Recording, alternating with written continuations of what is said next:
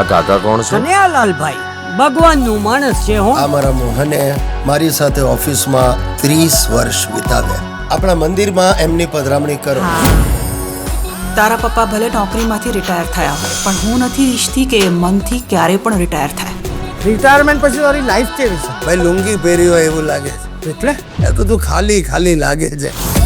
ગામમાં ખાવાનું ખવાય ને એની કરતા એની પ્રમાણિકતાની કસમો ખવાય. મેં મારી નજરે જોયું તો એની પાસેથી 500 રૂપિયાની લાંચ લીધી છે. કાકા જવા દ્યો ને મને. લા પેલા 500 મને આપી દે. તારો ડ્રીમ હસબન્ડ કેવો હોવો જોઈએ? મારા પપ્પા જેવો, મહેનતુ અને ઈમાનદાર. કાકા હાથ નથી પહોંચતો, થોડી હેલ્પ કરશો પ્લીઝ? તમને ઉચકી લો. સ્વભાવે થોડા તીખા, થોડા આખા બોલા અને ચુસ્તપણે સિદ્ધાંતવાદી છે. સિદ્ધાંતોની પણ એક્સપાયરી ડેટ હોય છે અને દુનિયાનો કોઈ સિદ્ધાંત પરિવારથી ઉપર નથી. બસો ગામની સુરક્ષા કોઓપરેટિવ બેંકમાં અડધી રાત્રે થઈ છે ચોરી. મને મારા પૈસા જોઈએ, કોઈ પણ ભોગે. અને જો પૈસા નહીં મળે ને તો હું ભગવાનનો માણસ.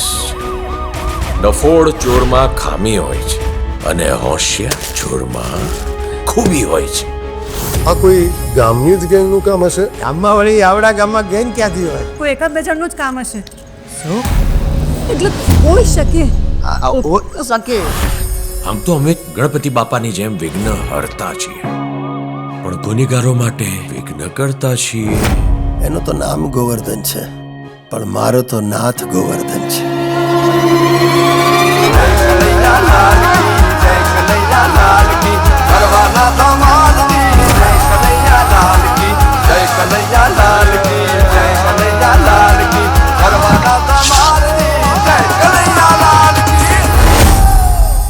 આપણે આજ કરશું. છી, તારે ગટરમાં ઉતરી જવાનું. ના ભાઈ ના, હું કઈ આવી રીતે ગટરમાં ભાઈ નહીં. તું રેવા દે યાર. તારો ત્રાસ છે યાર.